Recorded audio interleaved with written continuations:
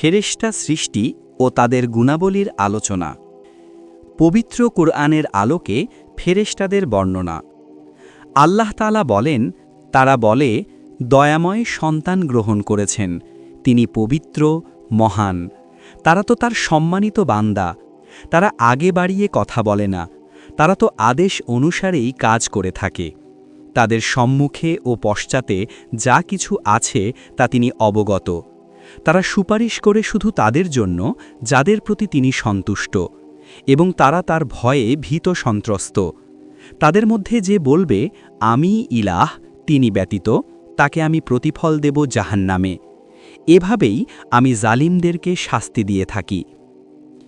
আকাশমণ্ডলী ঊর্ধ্বদেশ থেকে ভেঙে পড়বার উপক্রম হয় এবং ফেরেশতাগণ তাদের প্রতিপালকের প্রশংসময় পবিত্রতা ও মহিমা ঘোষণা করে এবং পৃথিবীবাসীর জন্য ক্ষমা প্রার্থনা করে।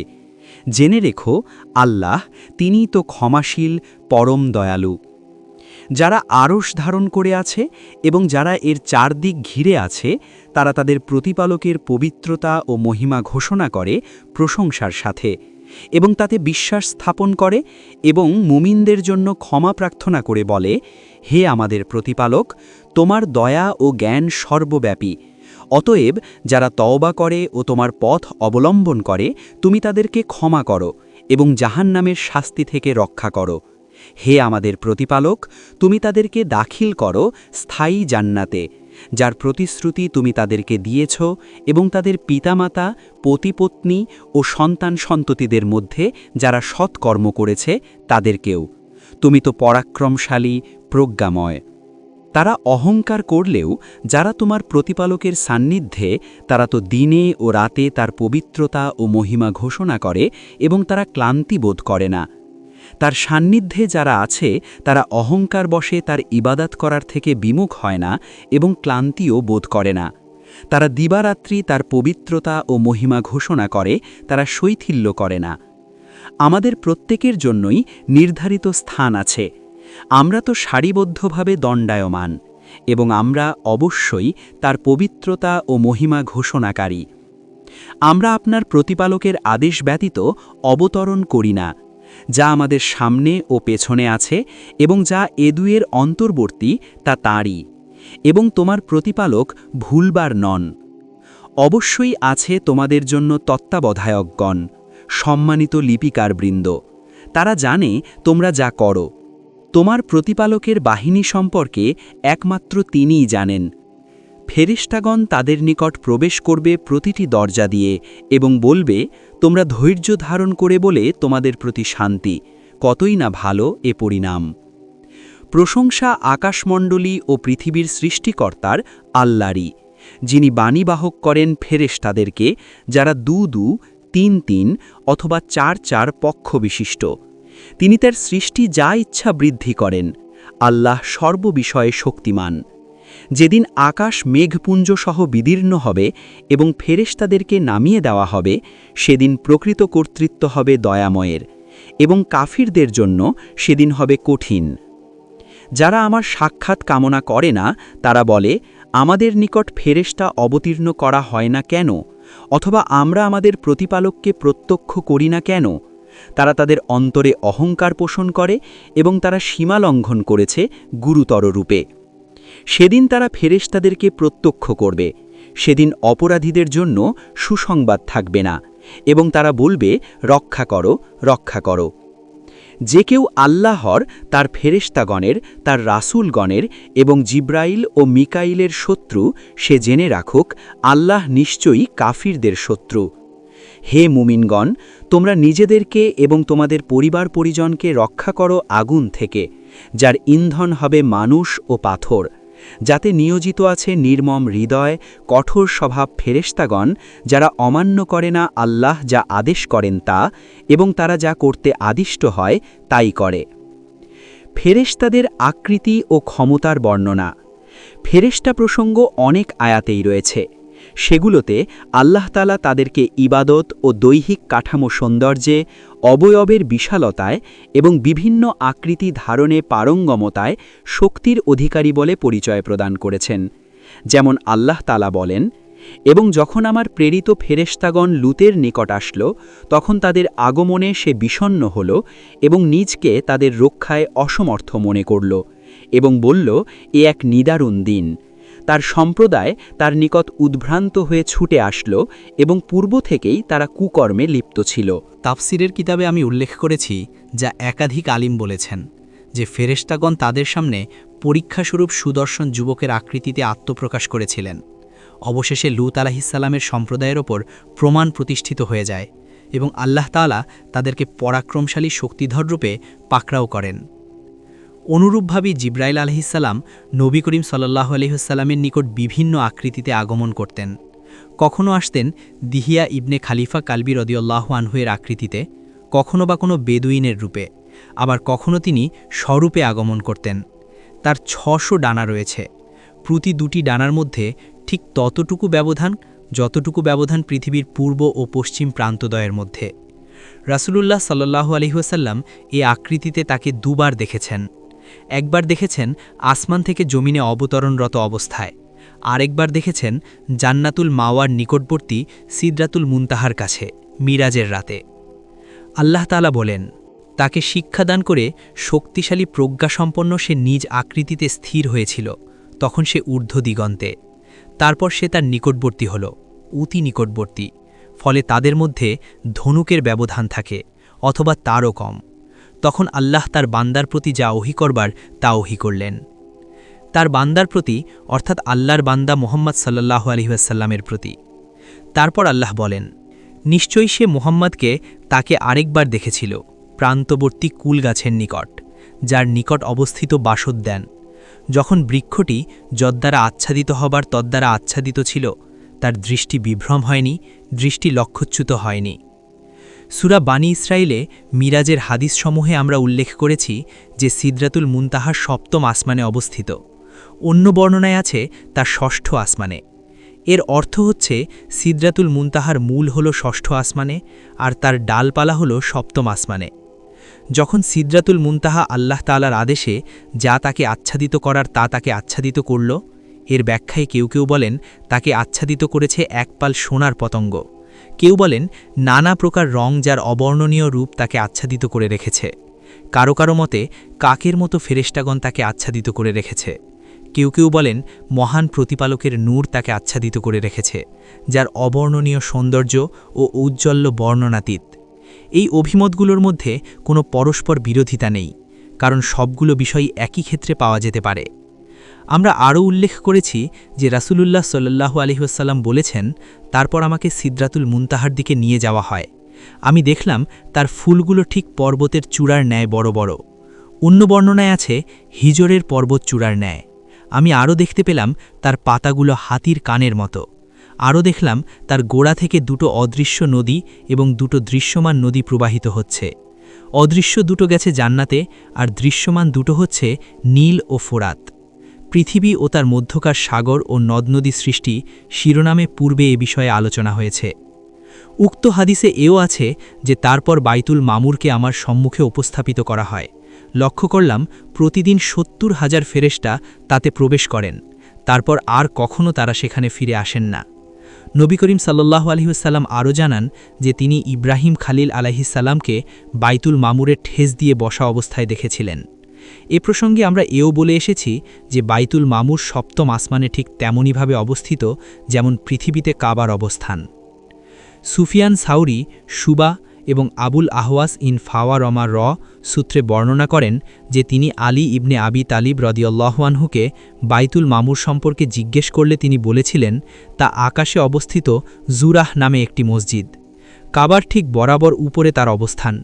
পৃথিবীতে বাইতুল্লাহের মর্যাদা যতটুকু, আকাশে তার মর্যাদা ঠিক ততটুকু। প্রতিদিন ৭০,০০০ ফেরেশতা তাতে সলাত আদায় করেন, যারা দ্বিতীয়বার আর কখনো সেখানে আসেন না। ভিন্ন সূত্রেও হজরত আলী রাদিয়াল্লাহু আনহু থেকে এরূপ বর্ণনা রয়েছে। ইমাম তাবরানী রমা বর্ণনা করেন যে ইবনে আব্বাস রাদিয়াল্লাহু আনহু বলেন, রাসূলুল্লাহ সাল্লাল্লাহু আলাইহি ওয়াসাল্লাম বলেছেন, বাইতুল মামুর আকাশে অবস্থিত, তাকে জুরাহ নামে অভিহিত করা হয়। বাইতুল্লাহের ঠিক বরাবর উপরে তার অবস্থান। উপর থেকে পড়ে গেলে তা ঠিক তার উপরেই এসে পড়বে। প্রতিদিন ৭০,০০০ ফেরেশতা তাতে প্রবেশ করেন, তারপর তারা আর কখনো তা দেখেন না। পৃথিবীতে মক্কা শরীফের মর্যাদা যতটুকু, আকাশে তার মর্যাদা ঠিক ততটুকু। আউফি এরূপ বর্ণনা ইবনে আব্বাস রদিয়াল্লাহু আনহু, মুজাহিদ রদিয়াল্লাহু আনহু, ইকরিমা রদিয়াল্লাহু আনহু, রবি ইবনে আনাস রদিয়াল্লাহু আনহু ও সুদ্দি রদিয়াল্লাহু আনহু প্রমুখ থেকেও করেছেন। কাতাদা রাদিয়াল্লাহু বলেন, আমাদেরকে জানানো হয়েছে যে রসূলুল্লাহ সাল্লাল্লাহু আলাইহি ওয়াসাল্লাম একদিন তার সাহাবাদেরকে জিজ্ঞেস করলেন, তোমরা কি জানো বাইতুল মামুর কি? জবাবে তারা বললেন, আল্লাহ এবং তার রসূলই ভালো জানেন। তখন তিনি বললেন, বাইতুল মামুর কাবার বরাবর আকাশে অবস্থিত একটি মসজিদ। যদি তা উপর থেকে নিচে পড়ত তাহলে কাবার উপরই পড়ত। প্রতিদিন ৭০,০০০ ফেরেশতা তাতে সালাত আদায় করেন, আর কখনো তারা ফিরে আসেন না। জাহাক ধারণা করেন যে বাইতুল মামুরকে ইবলিশ গোত্রীয় একদল ফেরেশতা আবাদ করে থাকেন। এদেরকে জিন বলা হয়ে থাকে। তিনি বলতেন, তার খাদেমরা ওই গোত্রভুক্ত, আল্লাহই সর্বজ্ঞ। অন্যরা বলেন, প্রতি আকাশে একটি করে ঘর আছে। সংশ্লিষ্ট আকাশের ফেরেশতাগণ তার মধ্যে ইবাদত করে তাকে আবাদ করে রাখেন। পালাক্রমে তারা সেখানে এসে থাকেন, যেভাবে পৃথিবীবাসী প্রতি বছর হজ করে এবং সর্বদা উমরা, তাওয়াফ ও সালাতের মাধ্যমে বাইতুল্লাহকে আবাদ করে রাখে। সাঈদ ইবন ইয়াহিয়া ইবন সাঈদ উমাভি তার মাগাজি কিতাবের শুরুতে বলেছেন, আবু উবাইদ মুজাহিদ এর হাদিসে বর্ণনা করেছেন যে ৭ আসমান ও ৭ জমিনের মধ্যে হারাম শরীফের মর্যাদাকে সমুন্নত করা হয়েছে। এটি ১৪টি গৃহের চতুর্থটি। প্রতি আসমানে একটি এবং প্রতি জমিনে একটি করে সম্মানিত ঘর আছে, যার একটি উপর থেকে পতিত হলে তা নিচেরটির ওপর গিয়ে পতিত হবে। হাজ্জাজের মুয়ানি আবু সুলাইমান থেকে আমাশ ও আবু মুয়াবিয়া সূত্রে সাঈদ ইবন ইয়াহিয়া বর্ণনা করেন যে আবু সুলাইমান বলেন, আমি আবদুল্লাহ ইবন আমর রাদিয়াল্লাহুকে বলতে শুনেছি, হারাম শরীফ ৭ আসমানে বিশেষভাবে সম্মানিত। তার অবস্থান পৃথিবীতে। তার বাইতুল মুকাদ্দাসও ৭ আসমানে সম্মানিত। তার অবস্থানও পৃথিবীতে। যেমন কোনো এক কবি বলেন, আকাশকে যিনি ঊর্ধ্বে স্থাপন করেছেন তিনি তার জন্য একটি ঘর নির্মাণ করেছেন, যার স্তম্ভগুলো অত্যন্ত মজবুত ও দীর্ঘ। আকাশে অবস্থিত ঘরটির নাম হল বাইতুল ইয়াজ্জাত এবং তার রক্ষণাবেক্ষণকারী ফেরেশতাদের যিনি প্রধান তার নাম হল ইসমাইল। ৭০,০০০ ফেরেশতা প্রতিদিন বাইতুল মামুরে প্রবেশ করেন এবং পরে কোনো দিন সেখানে ফিরে আসার সুযোগ পান না। তারা কেবল ৭ম আসমানেরই অধিবাসী। অন্য আসমানের ফিরিস্তাগণের তো প্রশ্নই ওঠে না। আর এই জন্যই আল্লাহ তাআলা বলেন, তোমার প্রতিপালকের বাহিনী সম্পর্কে একমাত্র তিনিই জানেন।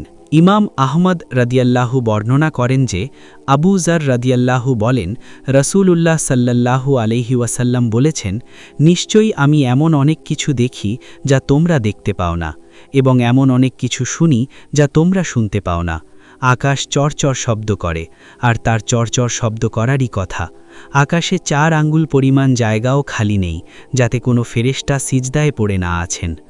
আমি যা জানি তোমরা যদি তা জানতে, তাহলে তোমরা অল্প হাসতে ও বেশি কাঁদতে, শয্যায় নারী সম্ভোগ করতে না, এবং লোকালয় ত্যাগ করে বিজন প্রান্তরে চলে গিয়ে উচ্চস্বরে আল্লাহর নিকট দোয়া করতে থাকতে। এ কথা শুনে আবু জার রাদিয়াল্লাহু বলে উঠলেন, আল্লাহর শপথ, আমি খুশি হতাম যদি আমি বৃক্ষরূপে জন্মগ্রহণ করে কর্তৃত হয়ে যেতাম। ইমাম তিরমিজি ও ইবন মাজা ইসরাইলের হাদিস থেকে এ হাদিসটি বর্ণনা করেছেন। ইমাম তিরমিজি রাদিয়াল্লাহু হাদিসটি হাসান গারিব বলে মন্তব্য করেছেন। আবার আবু জার রাদিয়াল্লাহু থেকে মওকুফ সূত্রেও হাদিসটি বর্ণিত হয়ে থাকে। তাবরানী রাদিয়াল্লাহু বর্ণনা করেন যে জাবির রাদিয়াল্লাহু বলেন, রাসূলুল্লাহ সাল্লাল্লাহু আলাইহি ওয়াসাল্লাম বলেছেন, ৭ আসমানে কোথাও ১ পা, ১ বিঘত বা ১ করতল পরিমাণ স্থান ফাঁকা নেই, যাতে কোনো না কোনো ফেরেশতা হয় দাঁড়িয়ে আছেন, নতুবা সিজদায় পড়ে আছেন, নতুবা রুকুরত আছেন। তারপর যখন কিয়ামতের দিন আসবে, তখন তারা সকলে বলবেন, আমরা আপনার ইবাদতের হক আদায় করতে পারিনি, তবে আমরা আপনার সাথে কোনো কিছু শরিক সাব্যস্ত করিনি। এ হাদিসদ্বয় প্রমাণ করে যে ৭ আসমানের এমন কোনো স্থান নেই যেখানে কোনো ফেরেশতা বিভিন্ন প্রকার ইবাদতে লিপ্ত নন। কেউ সদা দণ্ডায়মান, কেউ বা সদা সিজদারত, আবার কেউ বা অন্য কোনো ইবাদতে ব্যস্ত। আল্লাহ তাআলার আদেশ মতে তারা সর্বদাই তাদের ইবাদত, তাসবিহ, জিকির আজকার ও অন্যান্য আমলে নিযুক্ত রয়েছেন। আবার আল্লাহর নিকট তাদের রয়েছে বিভিন্ন স্তর। যেমন আল্লাহ তাআলা বলেন, আমাদের প্রত্যেকের জন্যই নির্দিষ্ট স্থান আছে এবং আমরা তো সারিবদ্ধভাবে দণ্ডায়মান এবং আমরা অবশ্যই তার পবিত্রতা ও মহিমা ঘোষণাকারী। অন্য এক হাদিসে নবী করিম সাল্লাল্লাহু আলাইহি ওয়াসাল্লাম বলেন, ফেরেশতাগণ তাদের প্রতিপালকের নিকট যেভাবে সারিবদ্ধ হয়, তোমরা কি সেভাবে সারিবদ্ধ হতে পারো না? সাহাবারা জিজ্ঞেস করলেন, তারা তাদের প্রতিপালকের নিকট কিভাবে সারিবদ্ধ হয়? জবাবে রাসূলুল্লাহ সাল্লাল্লাহু আলাইহি ওয়াসাল্লাম বললেন, তারা প্রথম সারি পূর্ণ করে নেয় এবং সারি যথা নিয়মে সোজা করে নেয়। অন্য এক হাদিসে তিনি বলেন, তিনভাবে অন্যদের উপর আমাদেরকে শ্রেষ্ঠত্ব দেওয়া হয়েছে। গোটা পৃথিবীকে আমাদের জন্য মসজিদ এবং তার মাটিকে আমাদের জন্য পাক বানানো হয়েছে, আর আমাদের সারিসমূহকে ফেরেশতাদের সারির মর্যাদা দান করা হয়েছে। দান করা হয়েছে। অনুরূপ কিয়ামতের দিনও তারা মহান প্রতিপালকের সম্মুখে সারিবদ্ধভাবে উপস্থিত হবে। যেমন আল্লাহ তাআলা বলেন, আর যখন তোমার প্রতিপালক উপস্থিত হবেন এবং সারিবদ্ধভাবে ফেরেশতাগণ 89-22। তারপর তারা তাদের প্রতিপালকের সম্মুখে সারিবদ্ধভাবে দণ্ডায়মান হবে। যেমন আল্লাহ তাআলা বলেন, সেদিন রূহ ও ফেরেশতাগণ সারিবদ্ধভাবে দাঁড়াবে। দয়াময় যাকে অনুমতি দেবেন সেই ব্যতীত অন্যরা কথা বলবে না এবং সে যথার্থ বলবে। 78-38। এখানে রূহ শব্দ দ্বারা আদম সন্তান বোঝানো হয়েছে। ইবনে আব্বাস, হাসান এবং কাতাদা রহিমাহুল্লাহ এ অভিমত ব্যক্ত করেছেন। কেউ কেউ বলেন, রূহ হল ফেরেশতাদের একটি শ্রেণী, আকারে যারা আদম সন্তানের সাথে সাদৃশ্য রাখেন। ইবনে আব্বাস, মুজাহিদ, আবু সালেহ এবং আমাশ কথা বলেছেন। কেউ বলেন, রূহ হলেন জিব্রাইল আলাইহিসসালাম। এ অভিমত শাআবী, সাঈদ ইবনে জুবায়ে এবং জিহাক রহিমাহুল্লাহের। আবার কেউ বলেন, ওরা এমন একজন ফেরেশতার নাম যার অবয়ব গোটা সৃষ্টি জগতের সমান। আলী ইবনে আবু তালহা ইবনে আব্বাস রাদিয়াল্লাহু থেকে বর্ণনা করেন যে তিনি বলেন, রূহ এমন একজন ফেরেশতা যিনি দৈহিক গঠনে ফেরেশতা জগতের সর্বশ্রেষ্ঠদের অন্যতম। ইবনে মাসুদ রাদিয়াল্লাহু সূত্রে ইন জারির রহিমাহুল্লাহ বর্ণনা করেন যে ইবনে মাসুদ রাদিয়াল্লাহু বলেন, রূহ চতুর্থ আকাশে অবস্থান করেন। আকাশসমূহের সবকিছু এবং পাহাড় পর্বত অপেক্ষাও বৃহৎ।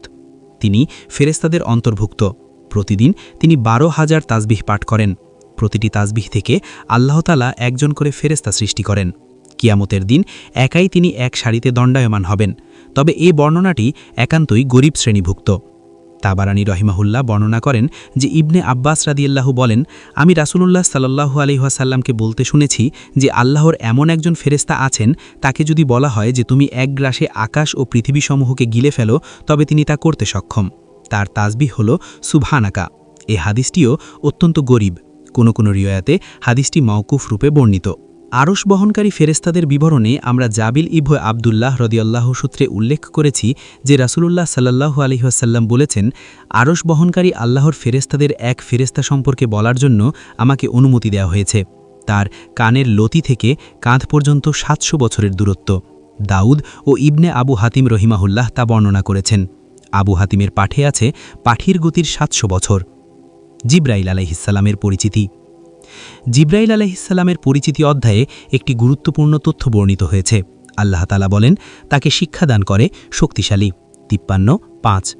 এই আয়াতের ব্যাখ্যায় আলিমগণ বলেন, জিব্রাইল আলাইহিসসালাম তার প্রবল শক্তি দ্বারা লূত আলাইহিসসালামের সম্প্রদায়ের বসতিগুলো, যা ছিল 7টি, সেখানে বসবাসকারী লোকজন যারা ছিল প্রায় 4 লাখ, এবং তাদের পশুপক্ষী, জীব জানোয়ার, জমিজমা অট্টালিকাদিসহ তার একটি ডানার কোণে তুলে নিয়ে তিনি ঊর্ধ্ব আকাশে পৌঁছে যান। এমনকি ফেরেশতাগণও কুকুরের ঘেউ ঘেউ এবং মুরগির আওয়াজ পর্যন্ত শুনতে পান। তারপর তিনি তাকে উল্টিয়ে উপর দিক নিচ করে দেন। এটাই হলো এর তাৎপর্য। আল্লাহর বাণী ভি মিররাতিন এর অর্থ অপরূপ সুন্দর আকৃতি সম্পন্ন। যেমন অন্য আয়াতে আল্লাহ তাআলা বলেন, নিশ্চয় এ কুরআন এক সম্মানিত রাসূলের বাহিত বার্তা। 69-40। অর্থাৎ জিব্রাইল আলাইহিসসালাম রাসূলুল্লাহর দূত কারিম, সুদর্শন। দু সিদ্দাতিন অর্থ প্রবল শক্তিমান। ভি মিররাতিন অর্থ অপরূপ সুন্দর আকৃতি সম্পন্ন। ইনদাযিল আরশি মাকিন অর্থ আরশের মহান অধিপতির নিকটে তার উচ্চ মর্যাদা রয়েছে। মুতাআইন অর্থ ঊর্ধ্বজগতে তিনি সকলের অনুকরণীয়। সাম্মা আমিন অর্থ তিনি গুরুত্বপূর্ণ আমানতের অধিকারী। এজন্যই তিনি আল্লাহ ও নবীদের মাঝে দূত হবার সৌভাগ্য লাভ করেছিলেন, যিনি তাদের ওপর সত্য সংবাদ এবং ভারসাম্যপূর্ণ শরীয়ত সম্বলিত ওহী নাজিল করতেন। তিনি রাসূলুল্লাহ সাল্লাল্লাহু আলাইহি ওয়াসাল্লামের নিকট আগমন করতেন। তার নিকট তিনি অবতীর্ণ হতেন বিভিন্ন রূপে, যেমন আমরা পূর্বে বর্ণনা করেছি। আল্লাহ তাআলা জিব্রাইল আলাইহিসসালামকে যে আকৃতিতে সৃষ্টি করেছেন, রাসূলুল্লাহ সাল্লাল্লাহু আলাইহি ওয়াসাল্লাম সে আকৃতিতে তাকে 2 বার দেখেছেন। তার রয়েছে 600 ডানা, যেমন ইমাম বুখারী রহিমাহুল্লাহ তলক ইবনে গান্নাম ও জায়েদা শাইবানী রহিমাহুল্লাহ সূত্রে বর্ণনা করেন। জায়েদা শাইবানী বলেন, আমি জির রহিমাহুল্লাহকে আল্লাহর বাণী সম্পর্কে প্রশ্ন করলে তিনি বলেন, আব্দুল্লাহ ইবনে মাসুদ রাদিয়াল্লাহু আনহু আমার নিকট বর্ণনা করেছেন যে মুহাম্মদ সাল্লাল্লাহু আলাইহি ওয়াসাল্লাম জিব্রাইল আলাইহিস সালামকে তার 600 ডানা সহ দেখেছেন। ইমাম আহমদ রহমতুল্লাহ আলাইহি বর্ণনা করেন যে আব্দুল্লাহ বলেন, রাসূলুল্লাহ সাল্লাল্লাহু আলাইহি ওয়াসাল্লাম জিব্রাইল আলাইহিকে তার নিজ আকৃতিতে দেখেছেন। তার 600 ডানা ছিল, প্রতিটি ডানা দিগন্ত আচ্ছাদিত করে ফেলেছিল। তার ডানা থেকে ঝরে পড়ছিল নানা বর্ণের মুক্তা ও ইয়াকুত। এ সম্পর্কে আল্লাহই সমধিক অবহিত। ইমাম আহমদ রহমতুল্লাহ আলাইহি বর্ণনা করেন যে ইবনে মাসুদ রাদিয়াল্লাহু তার এ আয়াতের ব্যাখ্যায় বলেন, রাসূলুল্লাহ সাল্লাল্লাহু আলাইহি ওয়াসাল্লাম বলেছেন, আমি জিব্রাইল আলাইহিকে দেখেছি। তার 600 ডানা ছিল, তার পালক থেকে নানা বর্ণের মণিমুক্তা ছড়িয়ে পড়ছিল। ইমাম আহমদ রহমতুল্লাহ আলাইহি বর্ণনা করেন যে ইবনে মাসুদ রাদিয়াল্লাহু বলেন, রাসূলুল্লাহ সাল্লাল্লাহু আলাইহি ওয়াসাল্লাম বলেছেন, আমি সিদরাতুল মুনতাহার নিকট জিব্রাইল আলাইহিকে দেখেছি, তখন ছিল তার 600 ডানা। হুসাইন রাদিয়াল্লাহু বলেন, আমি আসিমকে ডানাসমূহ সম্পর্কে জিজ্ঞেস করলে তিনি আমাকে তা জানাতে অস্বীকৃতি জানান। পরে তার জনৈক সঙ্গী আমাকে জানান যে তার ডানা পৃথিবীর পূর্ব ও পশ্চিমের মধ্যবর্তী দূরত্বের সমান।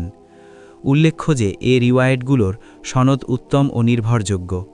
ইমাম আহমদ রহমতুল্লাহ আলাইহি এককভাবেই তা বর্ণনা করেছেন। ইমাম আহমদ রহমতুল্লাহ আলাইহি বর্ণনা করেন যে শাকিক রহমতুল্লাহ আলাইহি বলেন, আমি ইবনে মাসুদ রাদিয়াল্লাহুকে বলতে শুনেছি যে রাসূলুল্লাহ সাল্লাল্লাহু আলাইহি ওয়াসাল্লাম বলেছেন, আমি জিব্রাইলকে তারুণ্যদীপ্ত যুবকের আকৃতিতে দেখেছি, যেন তার সাথে মুক্তা ঝুলছে। এর সনদ সহিহ। আব্দুল্লাহ রাদিয়াল্লাহু থেকে ইবনে জারির রহমতুল্লাহ আলাইহি বর্ণনা করেন যে আব্দুল্লাহ রাদিয়াল্লাহু এ আয়াতের ব্যাখ্যায় বলেন, রাসূলুল্লাহ সাল্লাল্লাহু আলাইহি ওয়াসাল্লাম জিব্রাইল আলাইহিকে সূক্ষ্ম রেশমের তৈরি 2 জোড়া পোশাক পরিহিত অবস্থায় দেখেছেন। তিনি তখন আকাশ ও পৃথিবীর মধ্যবর্তী গোটা স্থান জুড়ে অবস্থান করছিলেন। এর সনদও উত্তম ও প্রামাণ্য। সহিহ বুখারী ও মুসলিম শরীফে আছে যে মাসরুক বলেন, আমি একদিন আয়েশা রাদিয়াল্লাহুর নিকট ছিলাম। তখন আমি বললাম, আল্লাহ তাআলা কি এ কথা বলছেন না যে সে তো মুহাম্মাদকে জিব্রাইলকে স্পষ্ট দিগন্তে দেখেছে এবং নিশ্চয় সে তাকে আরেকবার দেখেছিল? উত্তরে আয়েশা রাদিয়াল্লাহু বলেন, এ উম্মতের আমিই প্রথম ব্যক্তি যে রাসূলুল্লাহ সাল্লাল্লাহু আলাইহি ওয়াসাল্লামকে এ সম্পর্কে প্রশ্ন করেছিল। উত্তরে তিনি বলেছিলেন, তিনি হলেন জিব্রাইল। তিনি তাকে আল্লাহ সৃষ্ট তার আসল অবয়বে মাত্র 2 বার দেখেছেন। তিনি তাকে দেখেছেন আসমান থেকে জামিনে অবতরণরত অবস্থায়। তখন তার বিশাল দেহ আকাশ ও পৃথিবীর মধ্যবর্তী স্থানকে জুড়ে রেখেছিল। ইমাম বুখারী রহমতুল্লাহ আলাইহি বর্ণনা করেন যে ইবনে আব্বাস রাদিয়াল্লাহু বলেন, রাসূলুল্লাহ সাল্লাল্লাহু আলাইহি ওয়াসাল্লাম জিব্রাইল আলাইহিকে বললেন, আচ্ছা, আপনি আমার সঙ্গে যতবার সাক্ষাৎ করে থাকেন তার চেয়ে অধিক সাক্ষাৎ করতে পারেন না? ইবনে আব্বাস রাদিয়াল্লাহু বলেন, তারপর নিম্নোক্ত আয়াতটি নাজিল হয়, আমরা আপনার প্রতিপালকের আদেশ ব্যতীত অবতরণ করি না, যা আমাদের সম্মুখে ও পশ্চাতে আছে এবং যা এ দুইয়ের অন্তর্বর্তী তা তারই হই। ইমাম বুখারী রহমতুল্লাহ আলাইহি বর্ণনা করেন যে ইবনে আব্বাস রাদিয়াল্লাহু বলেন, রাসূলুল্লাহ সাল্লাল্লাহু আলাইহি ওয়াসাল্লাম সর্বাপেক্ষা বেশি দানশীল ছিলেন, আর তার এ দানের জন্য রমজান মাসে যখন জিব্রাইল আলাইহি তার সঙ্গে সাক্ষাৎ করতেন তখন অনেক বেশি বৃদ্ধি পেত।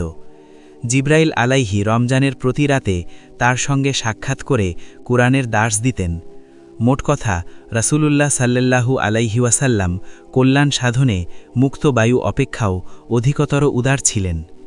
ইমাম বুখারী রহমতুল্লাহ আলাইহি বর্ণনা করেন যে ইবনে শিহাব রহমতুল্লাহ আলাইহি বলেন, উমর ইবনে আব্দুল আজিজ রহমতুল্লাহ আলাইহি একদিন আসর পড়তে কিছুটা বিলম্ব করে ফেলেন। তখন উরুয়া রাদিয়াল্লাহু তাকে বললেন, নিশ্চয় জিব্রাইল আলাইহি অবতরণ করে রাসূলুল্লাহ সাল্লাল্লাহু আলাইহি ওয়াসাল্লামের সামনে দাঁড়িয়ে সালাত আদায় করেছিলেন। এ কথা শুনে উমর রাদিয়াল্লাহু বললেন, হে উরুয়া, তুমি যা বলছ তা আমার জানা আছে। আমি বাশির ইবনে আবু মাসুদকে তার পিতার বরাতে বলতে শুনেছি যে তিনি রাসূলুল্লাহ সাল্লাল্লাহু আলাইহি ওয়াসাল্লামকে বলতে শুনেছেন, জিব্রাইল আলাইহি অবতরণ করলেন, তারপর তিনি আমার ইমামতি করলেন। আমি তার সঙ্গে সালাত আদায় করলাম, তারপর আমি তার সঙ্গে সালাত আদায় করলাম, তারপর আমি তার সঙ্গে সালাত আদায় করলাম, তারপর আমি তার সঙ্গে সালাত আদায় করলাম। এভাবে আঙ্গুল দ্বারা গুনে গুনে তিনি 5 নামাজের কথা উল্লেখ করেন। এবার ইসরাফিল আলাইহির পরিচিতি জানা যাক। ইনি আরশ বাহনকারী ফেরেশতাদের একজন। ইনি সেই ফেরেশতা যিনি তার প্রতিপালকের আদেশে সিংগায় 3টি ফুৎকার দেবেন। প্রথমটি ভীতি সৃষ্টির, দ্বিতীয়টি ধ্বংসের এবং তৃতীয়টি পুনরুত্থানের। এ সম্পর্কে পরে আমাদের এই কিতাবের যথাস্থানে আসবে ইনশাআল্লাহ। সুর হল একটি সিংগা, যাতে ফুৎকার দেওয়া হবে। তার প্রতিটি আওয়াজ আকাশ ও পৃথিবীর মধ্যবর্তী দূরত্বের সমান। যখন আল্লাহ তাকে পুনরুত্থানের জন্য ফুৎকার দেওয়ার আদেশ দেবেন, তখন মানুষের রুহগুলো তার মধ্যে অবস্থান নিয়ে থাকবে। তারপর যখন তিনি ফুৎকার দেবেন, তখন রুহগুলো বিহব্বল চিত্তে বেরিয়ে আসবে। ফলে আল্লাহ তাআলা বলবেন, আমার ইজ্জত ও পরাক্রমের শপথ, প্রতিটি রুহ তার দেহে ফিরে যাক, দুনিয়াতে যে দেহকে প্রাণবন্ত রাখত। ফলে রুহগুলো কবরে গিয়ে দেহের মধ্যে ঢুকে পড়ে এমনভাবে মিশে যাবে যেমনটি বিশ্বর্পদষ্ট ব্যক্তির মধ্যে মিশে যায়। এতে দেহগুলো প্রাণবন্ত হয়ে যাবে এবং কবরসমূহ বিদীর্ণ হয়ে যাবে, আর তারা দ্রুতগতিতে হাসরের ময়দানের দিকে বেরিয়ে পড়বে। যথাস্থানে এর বিস্তারিত আলোচনা আসবে। আর এজন্যই রাসূলুল্লাহ সাল্লাল্লাহু আলাইহি ওয়াসাল্লাম বলেছেন, আমি কিভাবে স্বাচ্ছন্দ্য বোধ করি যেখানে সিংহাধারী ফেরেশতা সিংগা মুখে নিয়ে মাথা ঝুঁকিয়ে অনুমতির অপেক্ষায় রয়েছেন। এ কথা শুনে সাহাবাগণ বললেন, তাহলে আমরা কি দুয়া পাঠ করব ইয়া রাসূলাল্লাহ? জবাবে রাসূলুল্লাহ সাল্লাল্লাহু আলাইহি ওয়াসাল্লাম বললেন, তোমরা বলবে, আমাদের আল্লাহই যথেষ্ট, তিনি উত্তম অভিভাবক, আল্লাহর ওপরই আমাদের ভরসা। ইমাম আহমদ রাহিমাহুল্লাহ ও তিরমিজি রাহিমাহুল্লাহ আবু সাঈদ খুদরি রাদিয়াল্লাহ থেকে বর্ণিত আতিয়া আল আউফির হাদিস থেকে এ হাদিসটি বর্ণনা করেছেন। ইমাম আহমদ রাহিমাহুল্লাহ বর্ণনা করেন যে আবু সাঈদ খুদরি রাদিয়াল্লাহু বলেন, রাসূলুল্লাহ সাল্লাল্লাহু আলাইহি ওয়াসাল্লাম সিংহাধারী ফেরেশতার কথা আলোচনা প্রসঙ্গে বলেন, তার ডানে জিব্রাইল ও বামে মিকাইল আলাইহিসসালাম অবস্থান করছেন। তাবরানী রাহিমাহুল্লাহ বর্ণনা করেন যে ইবনা আব্বাস রাদিয়াল্লাহু বলেন, রাসূলুল্লাহ সাল্লাল্লাহু আলাইহি ওয়াসাল্লাম একদিন বসা অবস্থায় ছিলেন। ইসরাফিল আলাইহিসসালাম তখন তার পাশে অবস্থান করছিলেন। এমন সময়ে দিগন্ত ভেদ করে ঝুঁকে ঝুঁকে ইসরাফিল আলাইহিসসালাম পৃথিবীর নিকটবর্তী হতে শুরু করেন। হঠাৎ দেখা গেল একজন ফেরেশতা বিশেষ এক আকৃতিতে নবী করিম সাল্লাল্লাহু আলাইহি ওয়াসাল্লামের সামনে উপস্থিত হয়ে বললেন, হে মুহাম্মদ, বান্দা নবী ও বাদশা নবী, এ দুইয়ের কোন একটি বেছে নেয়ার জন্য আল্লাহ তাআলা আপনাকে আদেশ করছেন? রাসূলুল্লাহ সাল্লাল্লাহু আলাইহি ওয়াসাল্লাম বলেন, তখন জিব্রাইল আলাইহিসসালাম তার হাত দ্বারা আমার প্রতি ইঙ্গিতে বলেন যে আপনি বিনয় অবলম্বন করুন। এতে আমি বুঝতে পারলাম যে তিনি আমার মঙ্গলার্থেই বলছেন। ফলে আমি বললাম, আমি বান্দা নবী হওয়াই পছন্দ করি।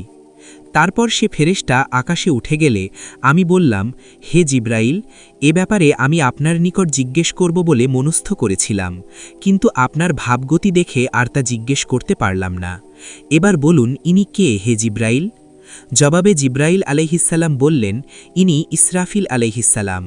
যেদিন আল্লাহ তাকে সৃষ্টি করেছেন সেদিন থেকেই তিনি তার সম্মুখে পদদ্বয় সোজা রেখে নতমস্তকে দাঁড়িয়ে আছেন, কখনো তিনি চোখ তুলেও তাকান না। তার ও মহান প্রতিপালকের মধ্যে রয়েছে ৭০টি নূরের পর্দা। তার কোনো একটির কাছে ঘেঁষলে তা তাকে পুড়িয়ে ফেলবে। তার সামনে একটি ফলক আছে। আকাশ কিংবা পৃথিবীর ব্যাপারে আল্লাহ কোনো আদেশ দিলে সে ফলকটি উঠে গিয়ে তা তার ললাট দেশে আঘাত করে। তখন তিনি চোখ তুলে তাকান। সে আদেশ যদি আমার কর্মসম্পৃক্ত হয় তাহলে সে ব্যাপারে আমাকে তিনি আদেশ দেন, আর যদি তা মিকাইলের কাজ সংক্রান্ত হয় তাহলে তিনি তাকে তার আদেশ দেন, আর যদি তা মালাকুল মৌতের কাজ হয় তবে তিনি তাকে তার আদেশ দেন। আমি বললাম, হে জিব্রাইল, আপনার দায়িত্ব কি? তিনি বললেন, বায়ু ও সৈন্য সংক্রান্ত। আমি বললাম, আর মিকাইল কিসের দায়িত্বে নিয়োজিত? বললেন, উদ্ভিদাদি ও বৃষ্টির দায়িত্বে। আমি বললাম, আর মালাকুল মৌত কোন দায়িত্বে আছেন? বললেন, রুহ কবজ করার দায়িত্বে। আমি তো মনে করেছিলাম উনি কিয়ামত কায়েম করার জন্য অবতীর্ণ হয়েছেন বুঝি, আর আপনি যে আমার ভাবগতি দেখেছিলেন তা কিয়ামত কায়েম হওয়ার ভয়েই হয়েছিল। এ সূত্রে এটি গরীব হাদিস। সাহিহ মুসলিমে আয়েশা রাদিয়াল্লাহু থেকে বর্ণিত আছে যে রাসূলুল্লাহ সাল্লাল্লাহু আলাইহি ওয়াসাল্লাম রাতে যখন নামাজ পড়ার জন্য দণ্ডায়মান হতেন তখন তিনি বলতেন, হে আল্লাহ, হে জিব্রাইল, মিকাইল ও ইসরাফিলের প্রতিপালক, হে আকাশ ও পৃথিবীর সৃষ্টিকর্তা, গুপ্ত ও প্রকাশ্য সবকিছুর পরিজ্ঞাতা, তুমি তো তোমার বান্দাদের মাঝে সে বিষয়ে মীমাংসা করবে যে বিষয়ে তারা মতবিরোধে লিপ্ত ছিল। তুমি আমাকে সত্যের বিরোধপূর্ণ বিষয়ে হেদায়েত দান করো। তুমি তো যাকে ইচ্ছা করো তাকেই সঠিক পথের সন্ধান দিতে পারো। সিংহা সম্পর্কিত হাদিসে আছে যে ইসরাফিল আলাইহিসসালামই হবেন প্রথম যাকে আল্লাহ ধ্বংসের পর সিংহায় ফুৎকার দেওয়ার জন্য পুনর্জীবিত করবেন। মুহাম্মদ বিন হাসান নাক্কাশ রাহিমাহুল্লাহ বলেন, ইসরাফিল আলাইহিসসালামই ফেরেশতাদের মধ্যে প্রথম সিজদা করেছিলেন। এরই পুরস্কারস্বরূপ তাকে লৌহে মাহফুজের কর্তৃত্ব দেওয়া হয়েছে। আবুল কাসিম সুহাইলি রাহিমাহুল্লাহ তার কিতাবে এ কথাটি বর্ণনা করেছেন। মিকাইল আলাইহিসসালাম ও অন্যান্য ফেরেশতাগণ। আল্লাহ তাআলা বলেন, যে কেউ আল্লাহর, তার ফেরেশতাদের, তার রাসূলগণের এবং জিব্রাইল ও মিকাইলের শত্রু। এ আয়াতে বিশেষ মর্যাদা সম্পন্ন হওয়ার কারণে জিব্রাইল ও মিকাইল আলাইহিসসালামকে অন্য ফেরেশতাদের ওপর বিশেষভাবে উল্লেখ করা হয়েছে। জিব্রাইল হলেন এক মহান ফেরেশতা, পূর্বেই তার প্রসঙ্গে আলোচনা হয়েছে। আর মিকাইল আলাইহিসসালাম হলেন বৃষ্টি ও উদ্ভিদাদির দায়িত্বে নিয়োজিত। তিনি আল্লাহর থেকে প্রাপ্ত বিশেষ মর্যাদার ও নৈকট্যপ্রাপ্ত ফেরেশতাদের অন্যতম। ইমাম আহমদ রহমাতুল্লাহ আলাইহি আনাস ইবনে মালিক রাদিয়াল্লাহু আনহু সূত্রে রিওয়ায়াত করেন, তিনি বলেছেন যে নবী করিম সাল্লাল্লাহু আলাইহি ওয়াসাল্লাম জিব্রাইল আলাইহিসসালামকে বললেন, ব্যাপার কি? আমি মিকাইল আলাইহিসসালামকে কখনো হাসতে দেখলাম না যে? উত্তরে জিব্রাইল আলাইহিসসালাম বললেন, মিকাইল আলাইহিসসালাম জাহান্নাম সৃষ্টির পর থেকে এ যাবৎ কখনো হাসেননি। এ হলো সেসব ফেরেশতার আলোচনা পবিত্র কোরআনে যাদের কথা সুস্পষ্টভাবে উল্লেখ করা হয়েছে। সিহাহ সিত্তায় নবী করিম সাল্লাল্লাহু আলাইহি ওয়াসাল্লামের দোয়ায়ও এদের উল্লেখ রয়েছে। তা হল, হে আল্লাহ, হে জিব্রাইল, মিকাইল ও ইসরাফিলের প্রতিপালক। জিব্রাইল আলাইহিসসালামের দায়িত্ব ছিল উম্মতের কাছে পৌঁছে দেওয়ার জন্য নবী রাসূলগণের নিকট হিদায়াত নিয়ে আসা। মিকাইল আলাইহিসসালাম বৃষ্টি ও উদ্ভিদাদির দায়িত্বে নিয়োজিত, যার মাধ্যমে এ দুনিয়াতে জীবিকা সৃষ্টি করা হয়। তার অনেক সহযোগী ফেরেশতা আছেন, আল্লাহর আদেশ অনুসারে তিনি যা বলেন তারা তা পালন করেন। আল্লাহ তাআলার মর্জি অনুযায়ী তারা বাতাস ও মেঘমালা পরিচালিত করে থাকেন। আর পূর্বে আমরা বর্ণনা করে এসেছি যে আকাশ থেকে যে ফোঁটাটিই পতিত হয় তার সাথে একজন ফেরেশতা থাকেন, যিনি সে ফোঁটাটি পৃথিবীর যথাস্থানে স্থাপন করেন। পক্ষান্তরে ইসরাফিল আলাইহিসসালামকে কবর থেকে উত্থানের এবং কৃতজ্ঞদের সাফল্য লাভ ও কৃতঘ্নদের পরিণতি লাভের উদ্দেশ্যে পুনরুত্থান দিবসে উপস্থিত হওয়ার জন্য সিংহায় ফুৎকার দেওয়ার দায়িত্বে নিয়োজিত করে রাখা হয়েছে। ওই দিন কৃতজ্ঞদের পাপ মার্জনা করা হবে এবং তাদের পুণ্য কর্মের প্রতিফল দেয়া হবে, আর কৃতঘ্নদের আমল বিক্ষিপ্ত ধুলির ন্যায় হয়ে যাবে, আর সে নিজের ধ্বংস ও মৃত্যু কামনা করবে।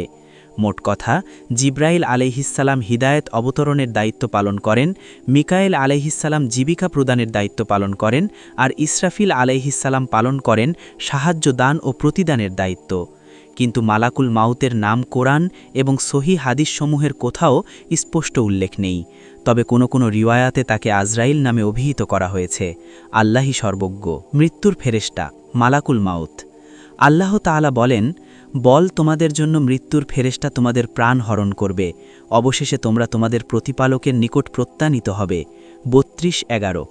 এই মালাকুল মাউতেরও কিছু সহযোগী ফেরেশতা আছেন যারা মানুষের রূহকে দেহ থেকে বের করে তা কণ্ঠ নালী পর্যন্ত নিয়ে আসেন। তারপর মালাকুল মাউত নিজ হাতে তা কবজ করেন। তিনি তা কবজ করার পর সহযোগী ফেরেশতাগণ এক পলকের জন্যও তা তার হাতে থাকতে না দিয়ে সঙ্গে সঙ্গে তারা তাকে নিয়ে উপযুক্ত কাফনে আবৃত করেন। নিম্নের আয়াতে এ বিষয়ে বিস্তারিত আলোচনা করা হয়েছে। যারা শাশ্বত বাণীতে বিশ্বাসী তাদেরকে ইহজীবনে ও পরজীবনে আল্লাহ সুপ্রতিষ্ঠিত রাখবেন। 14:27। তারপর তারা রুহটি নিয়ে ঊর্ধ্বজগতের দিকে রওনা হন।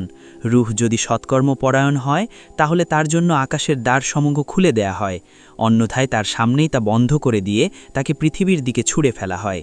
আল্লাহ তাআলা বলেন, তিনিই তার বান্দাদের উপর পরাক্রমশালী এবং তিনিই তোমাদের রক্ষক প্রেরণ করেন। অবশেষে যখন তোমাদের কারো মৃত্যুকাল উপস্থিত হয় তখন আমার প্রেরিতরা তার মৃত্যু ঘটায় এবং তার কোনো ত্রুটি করে না। তারপর তাদের প্রকৃত প্রতিপালকের দিকে তারা প্রত্যানীত হয়। দেখো, কর্তৃত্ব তো তারই এবং হিসাব গ্রহণে তিনিই সর্বাপেক্ষা তৎপর। 6:61-62।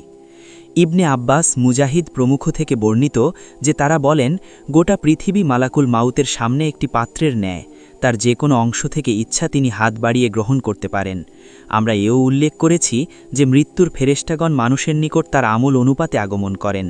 লোক যদি মুমিন হয় তাহলে তার নিকট উজ্জ্বল চেহারা, সাদা পোশাক ও হৃদয়বান ফেরেশতাগণ আগমন করেন, আর লোক যদি কাফির হয় তাহলে এর বিপরীত বেশি ফেরেশতাগণ আগমন করেন। এ ব্যাপারে আমরা মহান আল্লাহর নিকট আশ্রয় প্রার্থনা করি। জাফর ইবনে মোহাম্মদ তার পিতাকে বলতে শোনেন যে একদা রাসূলুল্লাহ সাল্লাল্লাহু আলাইহি ওয়াসাল্লাম জনৈনী আনসারী শিয়রে বসে মালাকুল মাউতকে দেখতে পেয়ে তাকে বললেন, হে মালাকুল মাউত, আমার সাহাবীর সঙ্গে সদয় ব্যবহার করুন, কারণ সে মুমিন। জবাবে মালাকুল মাউত বললেন, হে মোহাম্মদ, আপনি নিশ্চিন্ত থাকুন এবং আপনার চোখ জুড়াক, কেননা আমি প্রত্যেকটি মুমিনের ব্যাপারেই সদয়।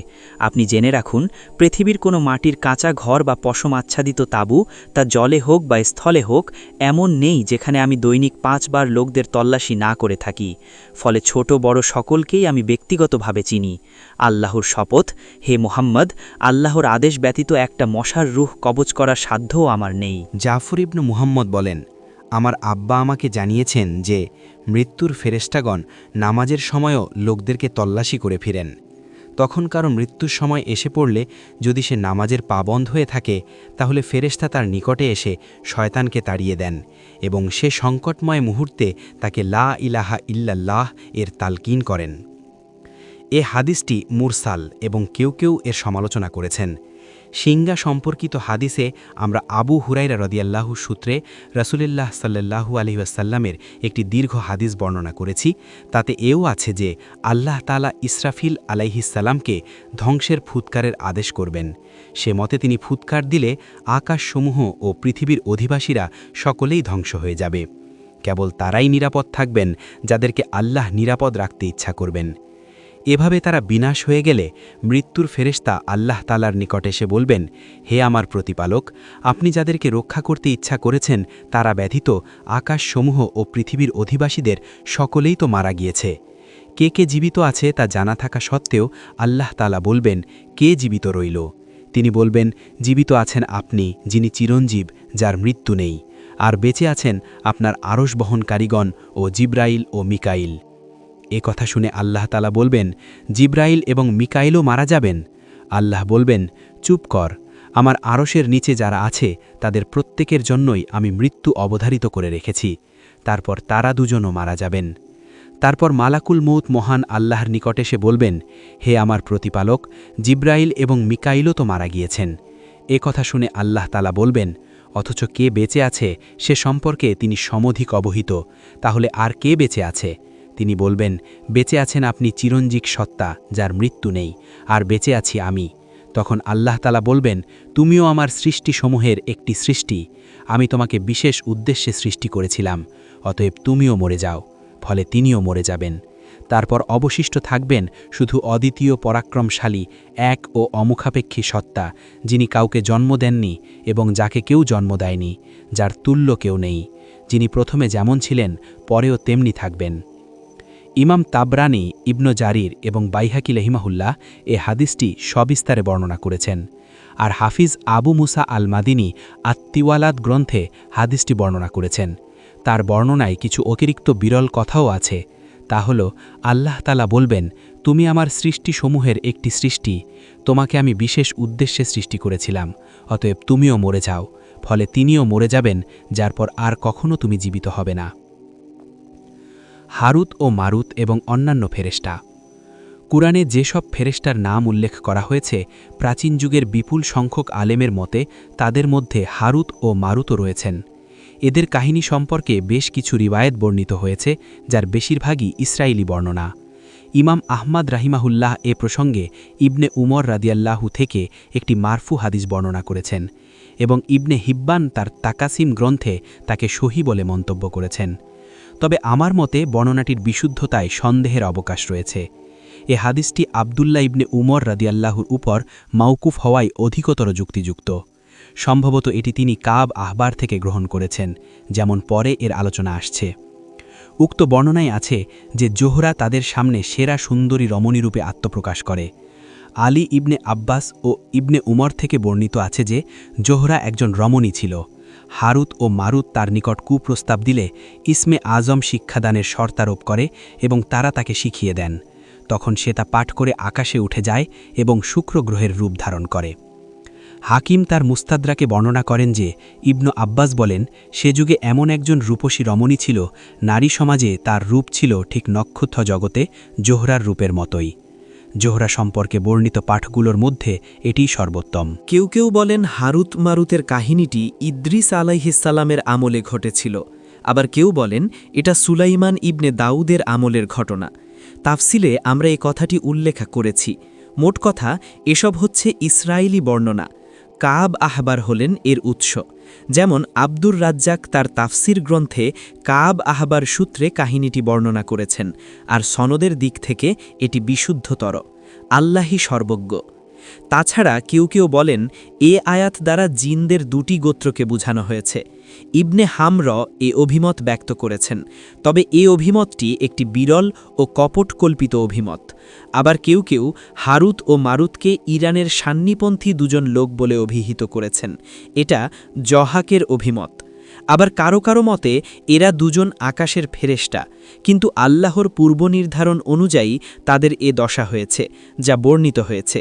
যদি তা সঠিক হয়ে থাকে তবে তাদের ঘটনা ইবলিসের ঘটনার সাথে তুল্য হবে, যদি ইবলিস ফেরেশতাদের অন্তর্ভুক্ত হয়ে থাকে। কিন্তু বিশুদ্ধতর কথা হল ইবলিস জিনদের অন্তর্ভুক্ত। এর আলোচনা পরে আসছে। হাদিসে যেসব ফেরেশতার নাম এসেছে তন্মধ্যে মুনকার ও নাকির অন্যতম। বিভিন্ন হাদিসে কবরের সোয়াল প্রসঙ্গে তাদের আলোচনা প্রসিদ্ধি লাভ করেছে। আমরা এ আয়াতের ব্যাখ্যায় তা আলোচনা করেছি। এরা দুজন কবরের পরীক্ষক। মৃত ব্যক্তিকে তার কবরে তার রব, দিন ও নবী সম্পর্কে প্রশ্ন করার দায়িত্বে এরা নিয়োজিত। এরা সৎকর্মশীল ও পাপাচারীদের পরীক্ষা নিয়ে থাকেন। এরা নীল রঙের, ভয়ঙ্কর বড় বড় দাঁত, ভয়ানক আকৃতি ও ভয়ঙ্কর গর্জন বিশিষ্ট। আল্লাহ আমাদের কবরের আজাব থেকে রক্ষা করুন এবং ঈমানের অটল বাণী দ্বারা আমাদেরকে প্রতিষ্ঠিত রাখুন। আমিন। ইমাম বুখারী রহিমাহুল্লাহ বর্ণনা করেন যে উরওয়া বলেন, উম্মুল মুমিনিন আয়েশা রাদিয়াল্লাহু আনহা একদিন নবী করিম সাল্লাল্লাহু আলাইহি ওয়াসাল্লামকে বললেন, আপনার উপর উহুদের দিনের চাইতে কঠিনতর কোনো দিন এসেছে কি? উত্তরে নবী করিম সাল্লাল্লাহু আলাইহি ওয়াসাল্লাম বললেন, তোমার সম্প্রদায় থেকে আমি যে আচরণ পেয়েছি তন্মধ্যে আকাবার দিনের বা তায়েফের দিনের আচরণটি ছিল কঠোরতম। সেদিন আমি ইবনে আবদ ইয়ালিল ইবনে আবদ কিলালের নিকট আমার দাওয়াত পেশ করলাম, কিন্তু সে আমার দাওয়াতে কোনো সাড়াই দিল না। ফলে আমি বিষণ্ণ মুখে ফিরে আসি এবং করনুস আস-সালিবে পৌঁছা পর্যন্ত আমার হুঁশই ছিল না। সেখানে পৌঁছার পর উপর দিকে মাথা তুলে দেখতে পেলাম যে একখণ্ড মেঘ আমার উপর ছায়াপাত রেখেছে। সেদিকে তাকিয়ে আমি তার মধ্যে জিব্রাইল আলাইহিসসালামকে দেখতে পাই। তিনি আমাকে লক্ষ্য করে বললেন, আপনার সম্প্রদায় আপনাকে যা বলেছে এবং যে জবাব দিয়েছে আল্লাহ তা শুনেছেন। তিনি আপনার নিকট পাহাড়ের দায়িত্বে নিয়োজিত ফেরেশতাকে প্রেরণ করেছেন, যাতে আপনি তাকে তাদের ব্যাপারে যা ইচ্ছা আদেশ করেন। তখন পাহাড়ের ফেরেশতা আমাকে সালাম দিয়ে বললেন, হে মুহাম্মদ, আপনি যদি বলেন তাহলে এ দু পাহাড় চাপা দিয়ে ওদেরকে খতম করে দেই। জবাবে নবী করিম সাল্লাল্লাহু আলাইহি ওয়াসাল্লাম বললেন, বরং আমি আশা করি যে আল্লাহ তাদের ঔরস থেকে এমন প্রজন্ম সৃষ্টি করবেন যারা একমাত্র আল্লাহর ইবাদত করবে এবং তার সাথে কাউকে শরিক করবে না। ইমাম মুসলিম রহিমাহুল্লাহ ইবনে ওয়াহাবের হাদিস থেকে এ হাদিসটি বর্ণনা করেছেন।